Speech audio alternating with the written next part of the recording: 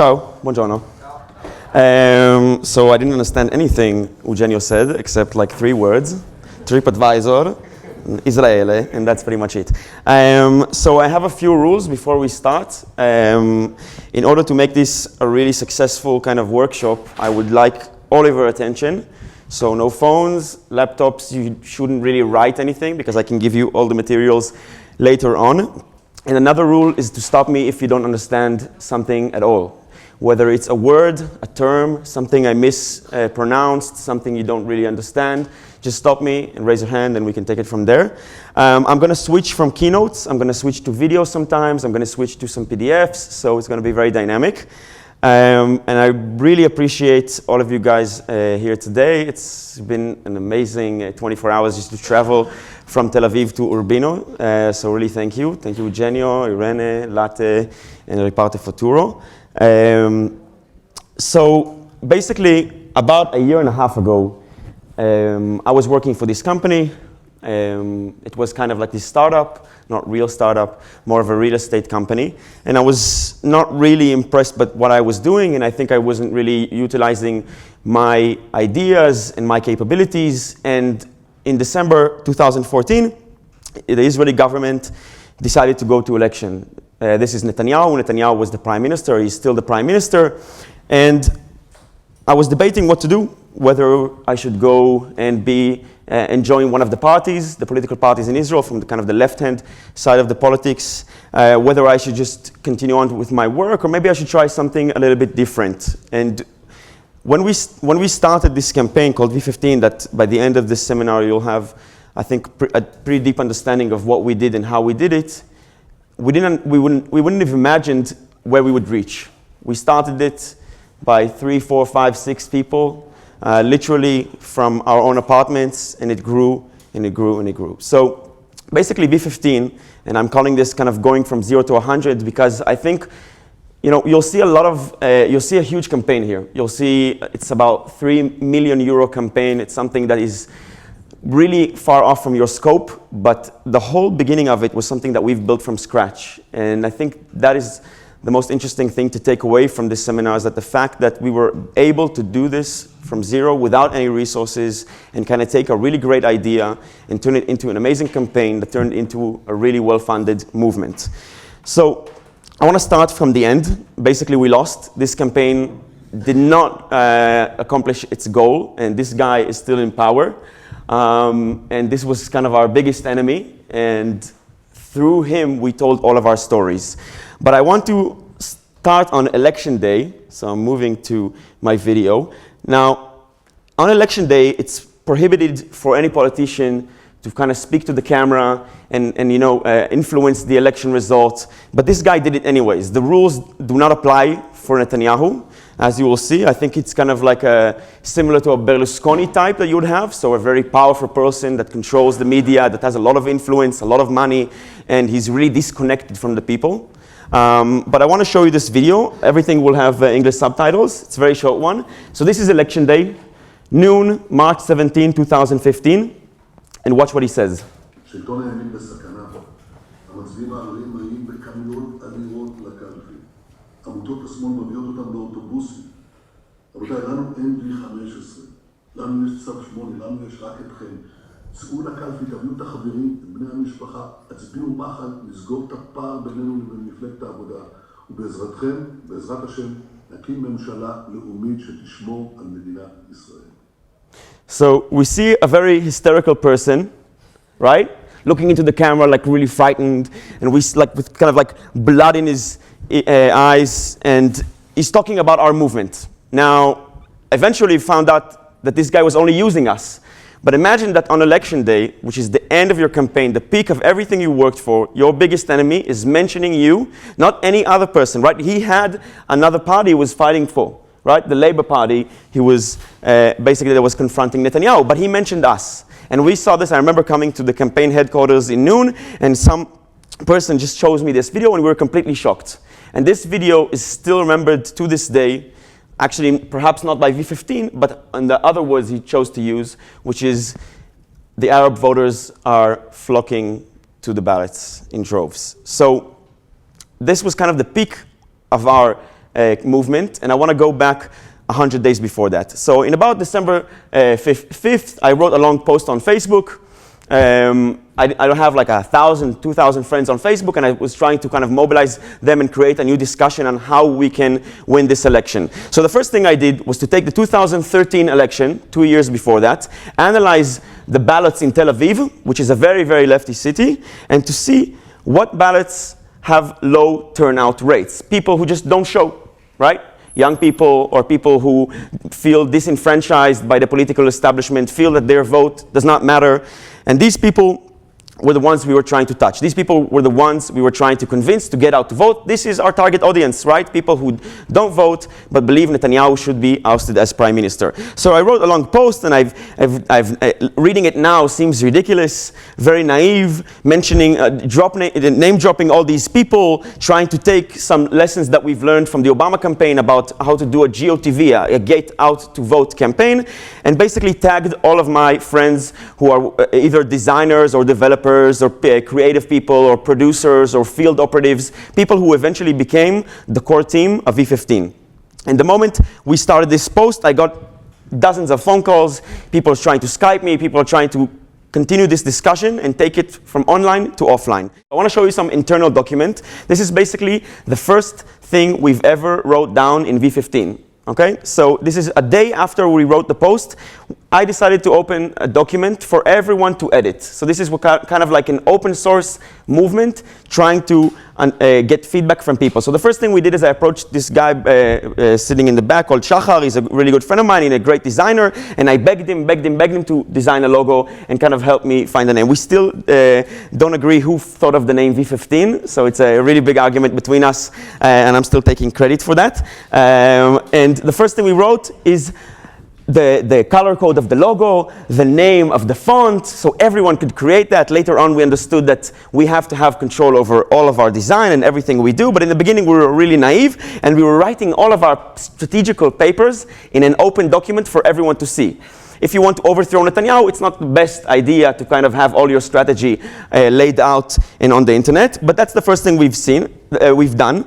And I'm going to actually read out to you how we've seen the movement in the beginning, in day one. So the purpose of the movement is to form a center-left government after the election. Our strategy is to create a non-governmental organization ad hoc for the election. So it's a 3-month campaign that will never extend after the election. And our goals is to create effective pressure over the leaders of the left wing against going to the same government with Netanyahu and Lieberman and Bennett, which is the right wing leaders in Israel. Another thing is to create kind of like a sense of ability in the camp.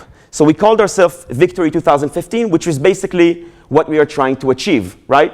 The Israeli left haven't been in power in a long, long, long time, and calling ourselves Victory 2015 was a real bold statement and kind of like a contagious name for a lot of people. They automatically felt enthusiastic about us. They automatically felt a lot of hope and vigor and energy just by joining a movement that its purpose is to win the coming election. Now, we started to create these kind of like our Fight Club rules. So the first rule was never to fight between us. There is a common habit between leftist activists around the world and in Israel to kind of fight about little ideological conflicts, right? I'm sure you know this. I'm sure you're always conflicting between each other about how things should be done and maybe we should do this or not that. And it's always minor and not relevant details. So the first, and I think this was the most powerful thing about V15, is that we didn't care about our ideology, let's say. We had one purpose and everything should fit into that purpose.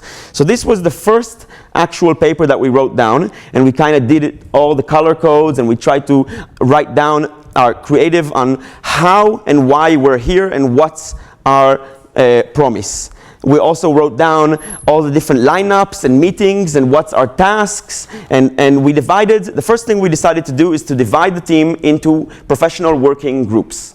So 2 days after we wrote this paper, we held a conference and 350 people came. So this is 3 days after the post. 350 people came. I got the space for the lecture from a good friend of mine on Facebook. We didn't pay for anything. I took out 1,000 euro from my bank account to print 50 t-shirts and 500 pins. And that was basically the first thing we did. Now, we prepared a long keynote. me and my other partner, Nimrod, who managed the campaign with me. We met 350 people. We tried, the most important thing for us was to impress them. They didn't know us. They didn't know why we were here. They didn't have any idea what we're capable of. We didn't have any idea how we're going to win this election, and we didn't even understand the future as it was unfolding right in front of us. So we were doing this conference, and we got a little bit of press, and it was mentioned in kind of like the major Tel Avivian news outlets. And our page grew, and suddenly we have 1,000 likes, and we were starting to kind of gather more and more signups and more volunteers. And I got a phone call from one of the largest peace NGOs in Israel, One Voice, and he said, listen, we wanna meet with you. We came to the meeting. I came with a t-shirt. I was really excited. I thought I was going to raise 10,000 euro. I only needed more shirts, a little bit more pins, perhaps a salary for the designer, maybe a salary for the developer, and that's it. Only 10,000 euro, and I can win this campaign. That was pretty ridiculous. I came to that meeting. We were really like, we were pretty strong with our, how we imagined ourselves. We kind of, let's say, disproportioned everything that we've done. We've doubled the numbers. We've made things look better than they are. And we really impressed and touched the One Voice, the NGO. And at the end of the meeting, she says to me, so listen, we were thinking of collaborating with you. We have some budget that we've allocated for this campaign, and we wanted to present it to you to see if you're interested. And we're saying, sure, yeah. What's the budget? $2 million. And my partner and I had like a poker face on. We was like, can we go outside for 2 minutes? And we gave each other a hug, and we said, okay, we cannot compromise. This is the most critical moment of this movement, right? Because this will determine our whole future.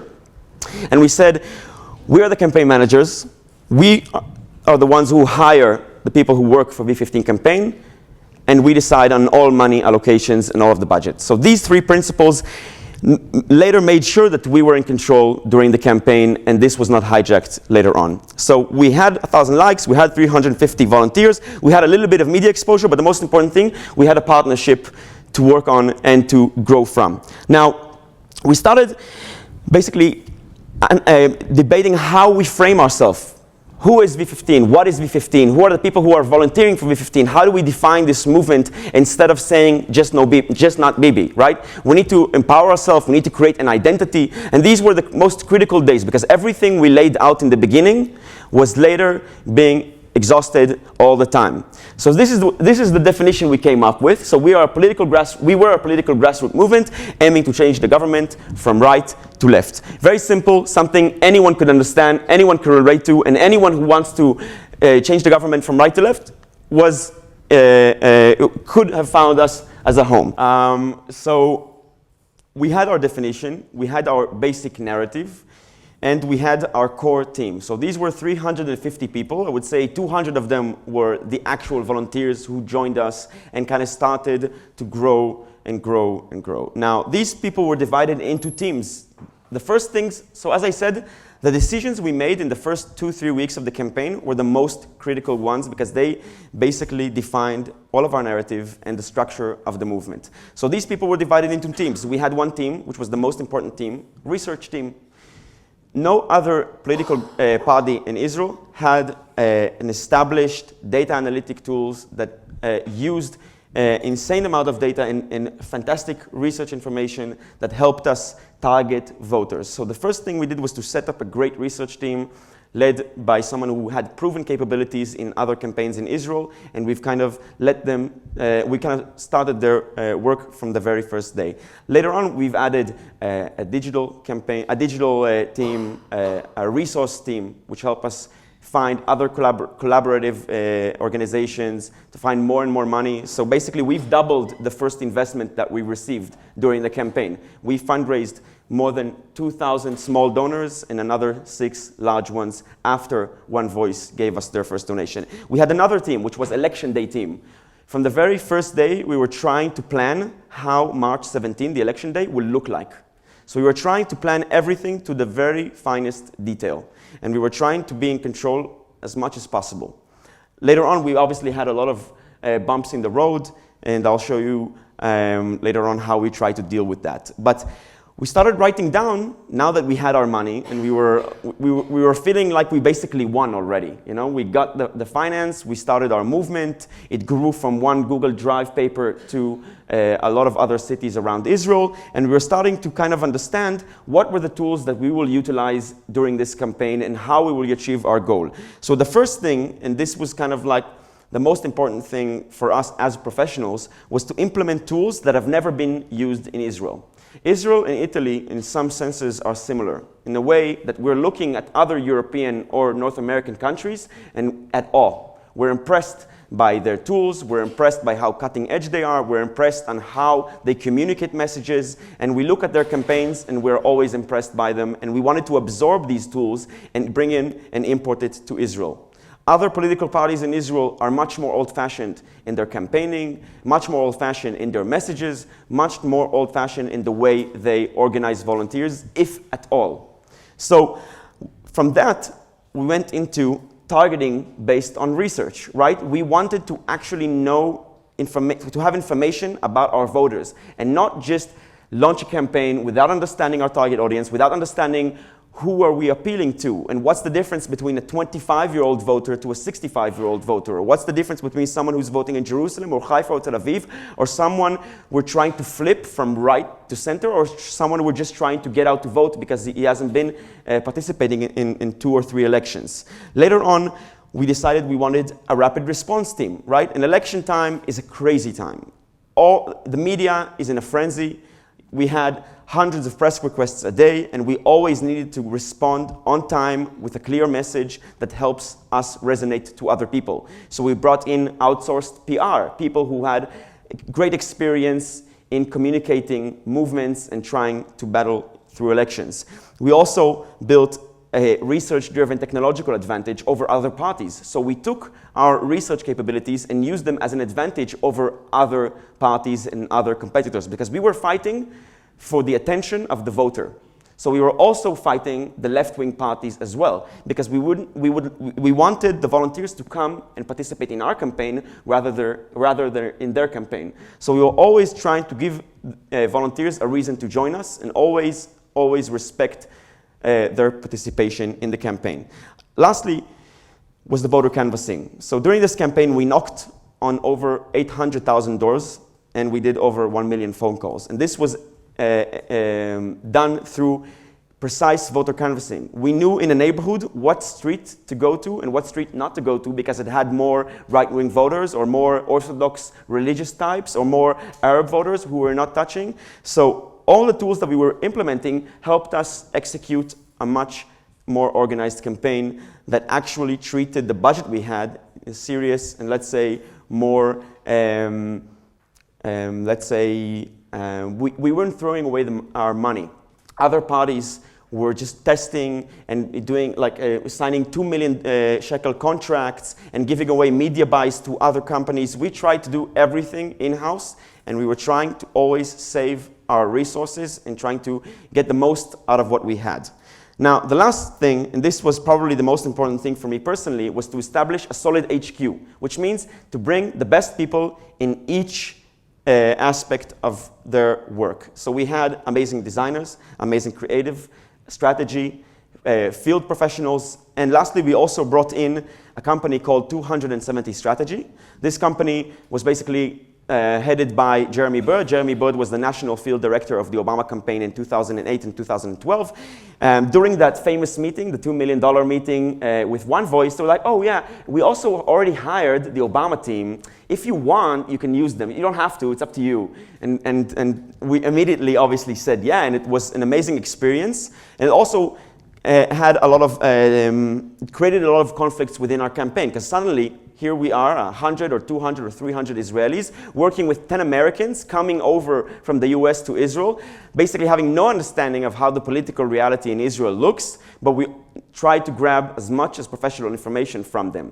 This also created later on a great communication problem for us in terms of how the media perceived us.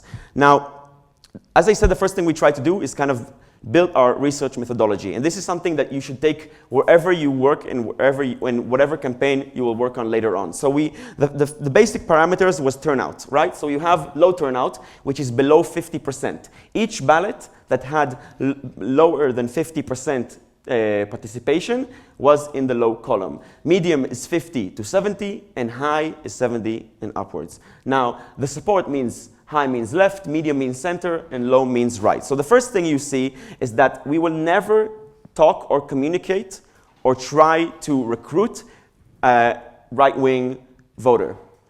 This is something called an anti-GOTV effect, right? So if you're trying to kind of create awareness for a campaign and you're reaching your opponent, then he will also battle up and join and will kind of like create a backlash in how you manage the campaign. It will basically means that we were ignoring 40–50% of the voters. This was later on something that a lot of journalists had a lot of critique for, that we were basically focusing on the center and center-left and left voters. Now, where there's high turnout and high support, this is a bank of volunteers, right?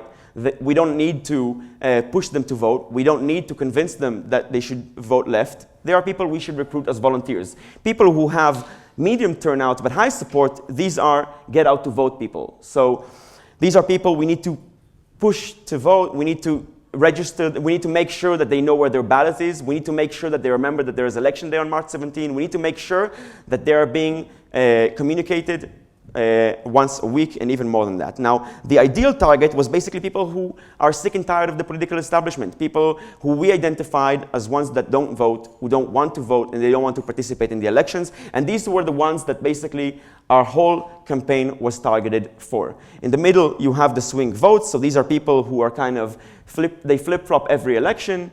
And these people were more inclined to be influenced. And you have the persuasion voters, which are a small bank of voters who we can push a little bit left and gain more votes. So this basic research methodology helped us understand what's our audience and who we should communicate to and who we shouldn't. One of the most important rules that I've learned personally as a campaigner is that defining who you shouldn't communicate to is a really important rule that later on influenced our whole strategy and how we looked. So as I told you, the most important thing for us was creating an A team of professionals. So we had amazing developers working for us. I think we were one of the first campaigns, political campaigns, that actually had a CTO and a junior developer and a head of product. So we were basically behaving like any startup would. And this is actually a political startup to begin with, right? You're fighting, you're trying to win a market that is almost impossible with minimal resources. You're fighting huge corporations, so we can compare it to parties. And you're doing it by basically having a kind of like maker's vibe and an ability and a mindset that everything is impossible. And we were working 20, 21 hours a day, 7 days a week. And the first thing we try to do is create the tools to enable us to actually see where the voters are. So this is a map of Tel Aviv. You see that all the numbers are not the voters, but these are the volunteers that we had just in Tel Aviv. 500,000 people. We had more than 6,000 volunteers registered in Tel Aviv. So this is more than 1% of the population registered as volunteers. And if you see the gray areas, these are the areas we're not active in. These are more right-wing neighborhoods, more peripheral neighborhoods, neighborhoods with more Orthodox or Arab, or just neighborhoods that we weren't active in. Now, the red means ideal. So these are voters who are extremely sympathetic with our cause. These are voters who are inclined to join up and volunteer. The yellow ones are the GOTV voters, the one we need to push and see and check that they are actually going to vote. And the green ones are a mix of both. So it's people who are we should recruit as volunteers, but also engage with in our campaign in terms of pushing them to vote on election day. Now, the blue and purple ones are persuasion voters, the ones we need to just bomb with messages and remind them and touch them in terms of our campaign messaging. Now, each of these blocks, if you see a grid, is the actual voters grid. So it's a ballot, okay? It's where it's the division of all the population of Israel and in terms of where they should vote. So each block represents about 2,000 to 3,000 people. that is the electorate. And this was taken from the actual government and placed in our system. On the right side, you see a dashboard that represents each ballot. So the number you see is the number of the ballot. The statement right over here is the name of the ballot itself. And these are the graphs of the past election result. So left, center, right, Arab, and Orthodox. And as you see, and this is the ballot that you see right at the moment. This is Center Tel Aviv. So as you see, it's a very lefty ballot. And this is something we could work with. Now, we started developing the team, and we didn't really know how to spend our money. It was too much to plan for 3 months. So we were growing our HR structure all the time, and we decided to kind of divide the campaign into 3 major operational structures. So one is the mobilization effort. In the beginning, something that I was responsible for. So we had a national field director, a really experienced field director who was responsible for 8 regional field directors.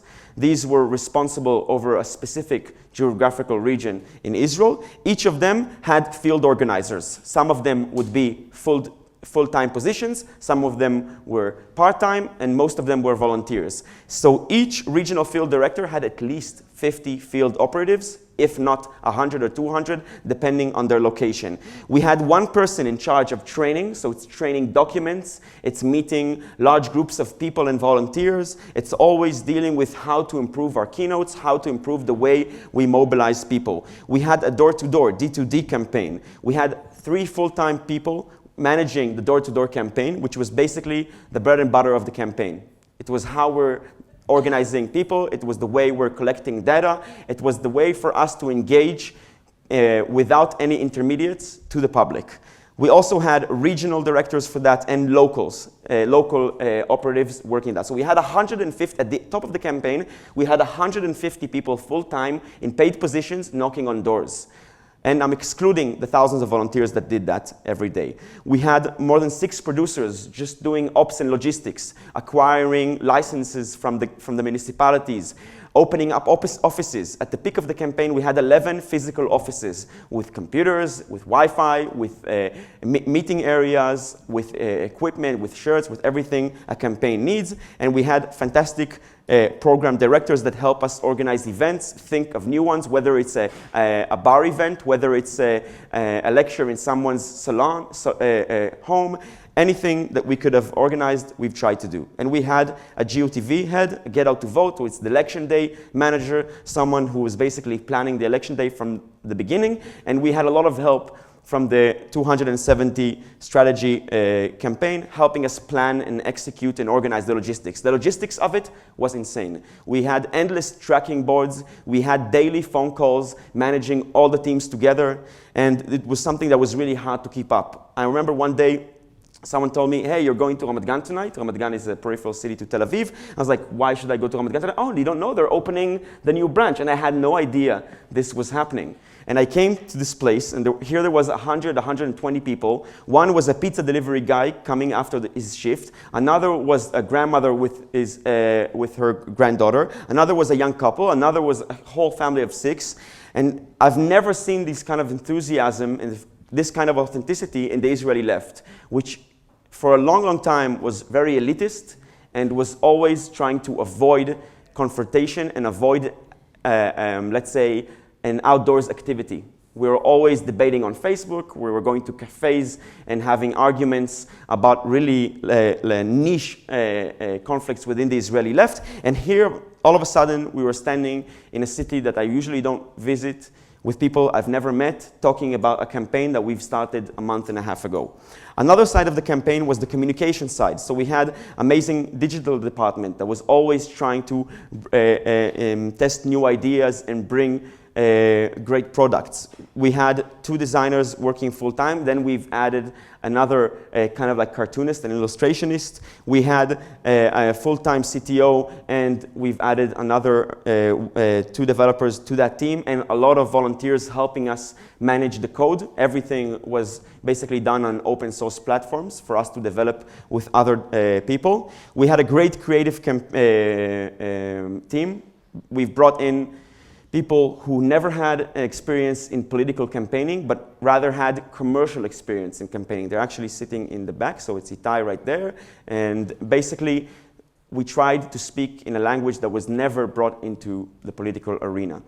We were sick and tired of the messaging that we saw in the Israeli left, so we wanted to take people from other realms of professionals. And lastly, we had our research team. So we had a research department manager. We had a data analyst now working for Google right after the campaign. Another one was a data analyst working for the Israeli Intelligence Corps, and a great team of volunteers that help us analyze the data. They would meet 2-3 times a week for 5-6 hours at night, trying to analyze data, trying to bring new ideas, fresher ideas, and trying to push the research team forward. I think one of the major successes of our campaign was our research and digital efforts that weren't even comparable to any other efforts done in the political, in the left political arena in Israel. Now, this campaign basically was about people, and the people behind the campaign, the volunteers, the staff, the people who came and joined our team later on, were just an amazing bunch. And this was one of the most amazing experiences of my life because they were so committed. We were willing to die for the campaign. We were willing to do anything that was needed in order to succeed. And these people have never even met each other a month or 2 months earlier. 90% of the staff I've never met before this campaign. So it was a great experience in that sense, just putting all those brilliant minds together and starting to work. Now, once we were developing our team and once we were kind of extending our base and growing into more and more cities and creating more and more of a buzz inside the Israeli left and inside the kind of the political scene, we were starting to get a lot of fire into our campaign. So this is a video I want to show you that was done by the Likud party. The Likud is basically the party of Netanyahu. This was aired on every TV channel. This was bought and paid for with a lot of media buy, and is narrated by one of the most famous radio announcers in Israel. So this was the campaign. Actually, I'm going to show it with English translation.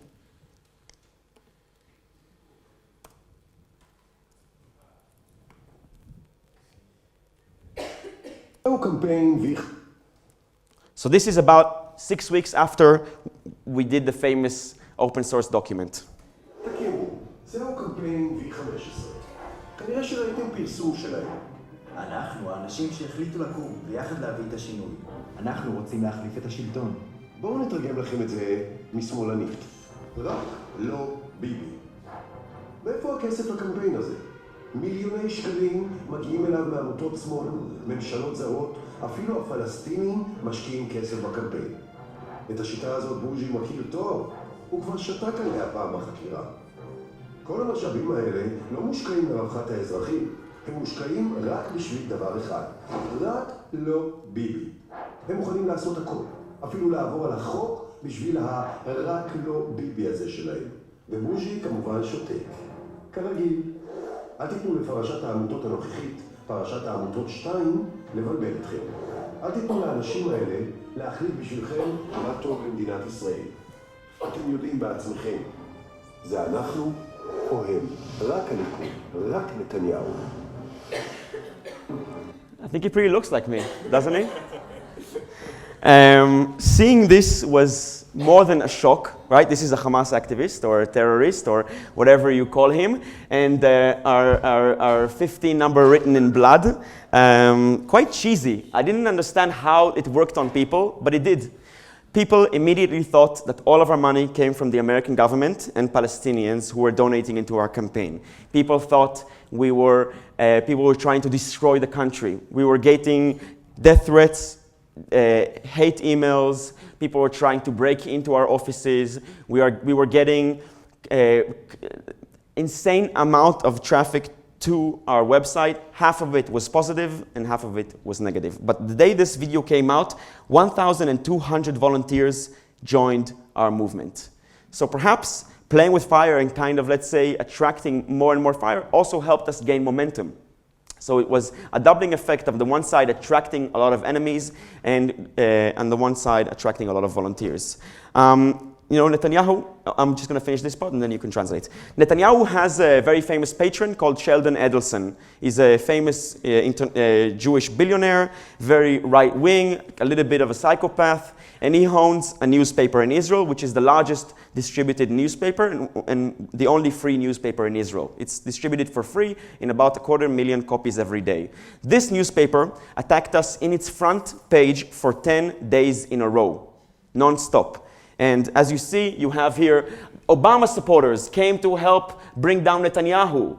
NGO Gate, they're calling it. V15 is not alone. More left organizations are fighting in the campaign. And he even brought over Ted Cruz, the United States Senator, to fight us and try to check. There was an actual US Senate investigation to check whether the US government is financing V15. On January 28th, there was a very famous report about Netanyahu and his wife that said that Sarah Netanyahu, who's Netanyahu's wife and Israel's first lady, as you say, she was basically collecting bottles, like deposit bottles, from the prime minister's office and exchanging it for money to keep it for herself. Kind of like a kleptomaniac kind of behavior. And basically what we did once it came out is we took 1,000 bottles and put it on Likud Party's headquarters and said, you can have the bottles, but just leave. And in that same day, all of the staff came to my house, we watched the news, and we saw the White House spokesperson saying, the United States government has no relations to the V15 campaign. And I'm talking about the actual White House press room. And we didn't know, we were pinching ourselves to see whether this was reality or a dream. And once we were growing, we were basically attracting endless amount of fire. And we didn't know whether to keep on or to stop or to push even harder or what. And we were trying to reanalyze our strategy in terms of how we should react to the attacks on us. So basically, Netanyahu did us a huge favor, and on the one side, right? He exposed us to endless amount of media exposure. He exposed us to audiences that never heard about V15, and a lot of these audiences were right-wing or more religious or conservative voters who we did not want to touch.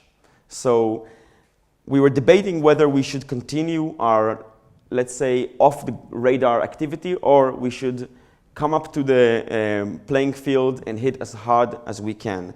So we had about 1,600 mentions in just 2 months. I'm talking about New York Times, I'm talking about Corriere della Sera, I think other Italian, like La Repubblica and other Italian outlets as well covered us. We had I remember a Chinese TV company came to our headquarters, wanted to do an article, so it was really surreal. We were trying to win an election, and at the same time, we were a phenomenon that people were trying to cover and people are discussing. And the Likud party eventually sued us. Netanyahu himself sent his cousin. His cousin is the Netanyahu couple's lawyer and the Likud party's lawyer. And we actually went to the Supreme Court where we won. And Netanyahu and the Likud party paid us 11,000 euro compensation. But the media said, Netanyahu is suing V15 for violating election laws. And that resonated with people, and that stuck in a lot of people's mind to this day. To this day, we are getting hate emails and death threats about becoming, let's say, the destroyers of the Jewish people, in a sense. But we were as a team, we were trying always to be optimistic about our future. And we were trying not to show that we were scared. Although a lot of the times, when you have the largest newspaper in Israel attacking you day after day after day after day, sometimes it sticks to you and you're afraid. You're afraid of what's going to come. We were asking our lawyers, we had to hire a lawyer. We had to hire a whole team of lawyers to defend us in court. And they were telling me, listen, perhaps you're only going to get probation, or maybe 6 months trial, maybe it's going to take a little bit, maybe a year. And we were completely scared. And, I'm 24, I was 22, 23 at the time. My partner was 10 years older. We didn't know that this is going to happen 6-7 weeks before that. But we didn't let go, and we wanted our campaign to hit as hard as possible, and we were trying to think of new creative ways we can spend our money. We were focusing all our media buy, about 90% of it to that point, on digital media buy. So Facebook and Google display networks and SEO. We weren't focusing on billboards, but we said, okay, let's try something else. Let's do a different type of campaign. And I want to show you something that was one of the best things I believe we did creatively.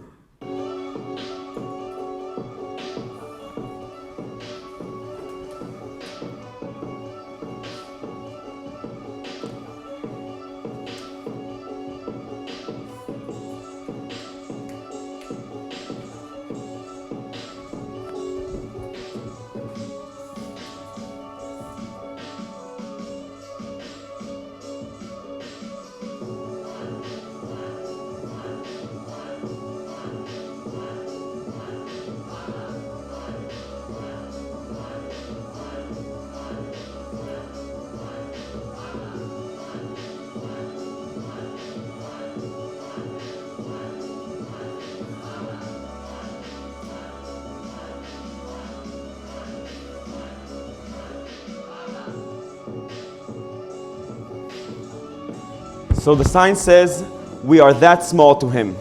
On March 17, simply replace. So basically we are launching our big creative campaign, the second segment of our campaign, which was about simply replacing. We were trying to reach the lowest common denominator of the hatred that was reflected in the public towards Netanyahu. And on the other hand, we were really limited about the alternative. Legally, we were not allowed to tell the Israeli public who they should vote for. Then we will actually violate election laws because it would be an illegal donation. So we were searching for a positive statement, a positive campaign that will make people actually replace Netanyahu, but without saying the alternative name. So the whole campaign was basically simply replacing Netanyahu. And we were trying to reach that kind of creativity level that would inspire people and would inspire hope within them. And also kind of stick our, let's say, our hands in Netanyahu's eyes. We were always trying to show him that we were strong, that we were not giving up, that the lawsuit will not frighten us, and that we will not stop until the election day. So 2 months after we started the organization, we had all of our mobilizing and organizing efforts ready to go for the election day. We had regional and local field activities. We had partnerships with so many organizations, youth movements. We had an organization called Battles of 1973. These are elderlies who fought in the Yom Kippur War, who joined us and knocked on doors. These are 75-year-old activists. We had youth movements. I went to an office one day in Kfar Saba and I saw an 11-year-old picking up the phone and trying to persuade a volunteer next to a 65-year-old woman trying to do the same thing. So everyone, doesn't matter where their background was from, what their capabilities were, they were all volunteers that were knocking on doors and picking up phone calls and trying to persuade people in the street. It doesn't matter if you're a history professor or a mechanic, you were doing the same type of volunteer work. Another thing that we had was the research and digital tools, our targeted advertisement, which were seen everywhere. We were trying to reach our voters in very unique ways online, and we had great political and communication consulting that tried to kind of steer through our whole crisis with Netanyahu. It was a real live media crisis, and it could have easily, and in some ways it did, distort us from the target. Because we were trying to do 3 impossible things. One is to form a movement in 3 months, which reached tens of thousands of people. The other was to win an election against all chances, against one of the most powerful people in the world. And the third was to try to storm through, to level through the storm of the media that was attacking us day by day. And just focusing on one thing was not enough, and we were always trying to juggle between the 3. Now, in 2 months, we had 165,000 people registered in our data. We started with 0 2 months before that. We had 95,000 followers on our Facebook page, and we had over 8.5 million views for our videos. Our videos were the most viewed videos in this election, more than Netanyahu, which had spent 7 times than what we've spent, more than all the different left parties put together, and we had more than 250,000 shares for our contents. Now, I want to show you basically the people behind V15.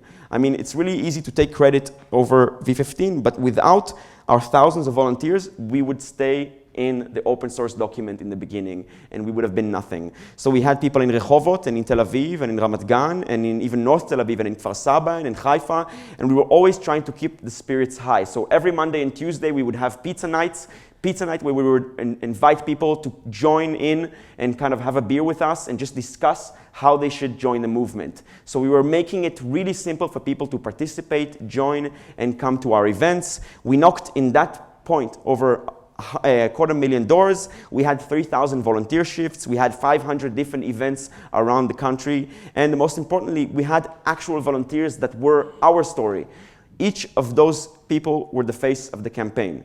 So we had Itai and Asaf, and we had Michal, and Nadav, and Ofek, and Lev, and Shai, and every type of person, every type of age. A lot of different people joined this campaign and see V15 as something, as a movement that inspired them and politicized them in ways that no other organization has done before that. I want to show you another video. I think this is actually my favorite video of the campaign. This is a video that can work in anywhere in the world. And we launched it about 2 weeks before the election. And here it is.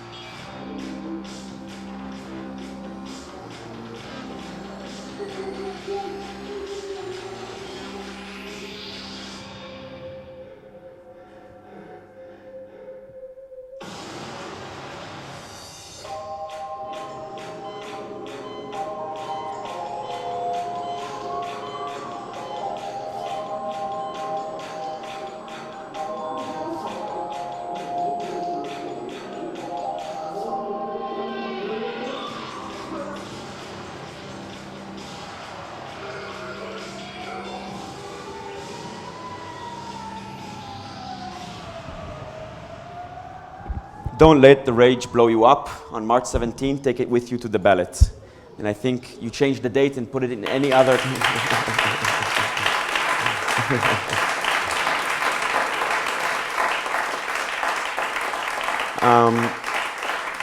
Thank you. I'm going to show you another video that is actually, I think in terms of a sentiment, it's the opposite of what you've just seen.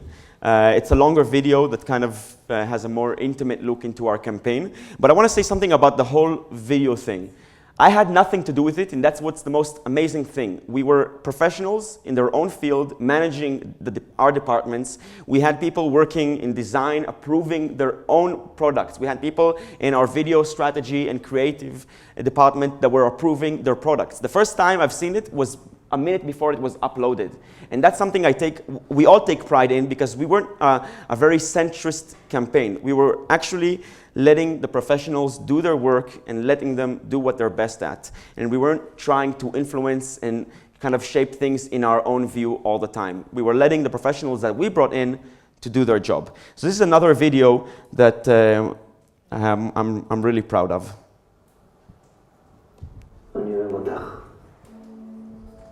ואני לא הולך לשום מקום. אבל משהו חייב להשתנות. כבר תקופה ארוכה שרע לנו. תקופה ארוכה ששחור. והכל מרגיש קשה. קשה לחיות. קשה לנשום. קשה לשמוח. את זוכרת אבל שאני אוהב אותך. אוהב אותך כשאת שמחה, כשאת צוחקת. כשאת שיכורה, אוהב אותך אפילו כשאת כועסת, כשבא לך לשרוף הכל. אבל בשביל אהבה לא חייבים לסבול, כי נעבור את זה.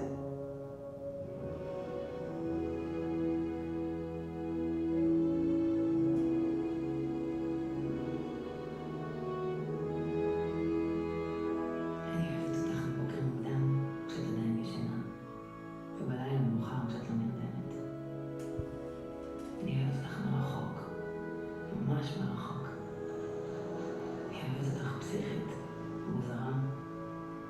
מערכת שרק אני מכירה. עם 2000 שנות כאב ומבט לעתיד, צלול. אני אוהבת אותך יפה. יפה לאללה.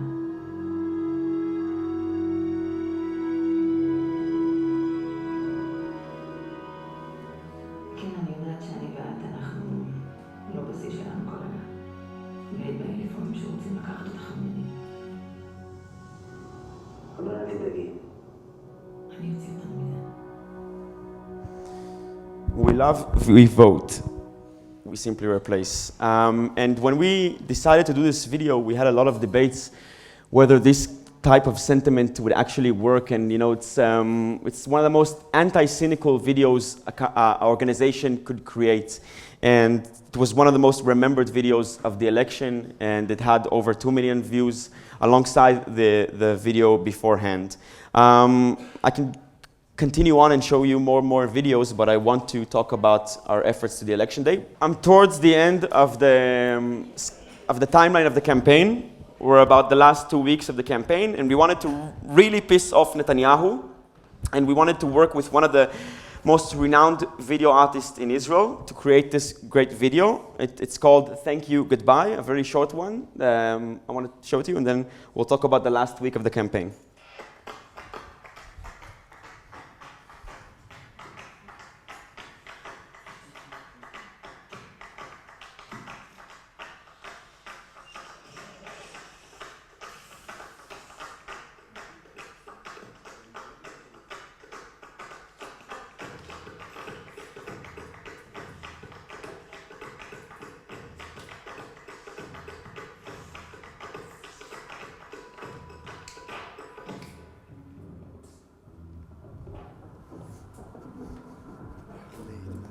I know. I'll do 3 minutes and then question. Okay.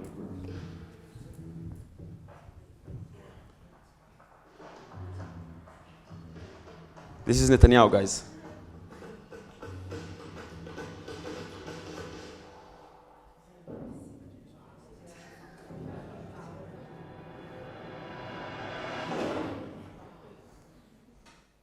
תודה.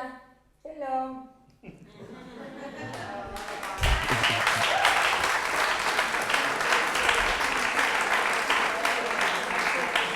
So, as you saw, it was a woman going to the ballot, and as she puts down her vote, Netanyahu is going home.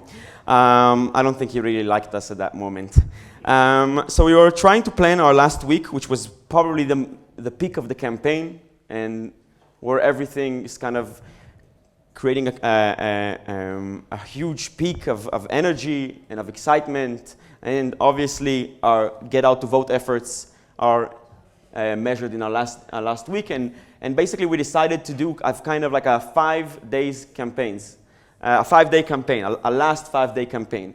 And what we basically done is to prepare, we've prepared a training that simultaneously touched 3,000 people. So we had volunteers, we had the tools to kind of execute the GOTV campaign, which is to knock on doors, do the phone banking, and be visible on the streets of Israel. And what we've done is basically prepare, we call it a final command. We treated it as like an army-ish organization. The idea was to have a clear logistical structure in mind, where we had a professional HQ at the top of about 50 to 100 people managing the regional directors, managing thousands of volunteers in the last 5 days of the election, and obviously on election day itself. So what we've done is we've started developing ideas on how we can be how we can have this training simultaneously in 3-4 major cities around Israel. So what we did is we picked up the biggest square in Tel Aviv. We built a huge tent at the center of the square. It was all branded from the outside. So for 3-4 days, everyone who would have crossed that square saw our huge presence there. About 1,000 or even 1,200 people came to the training in Tel Aviv.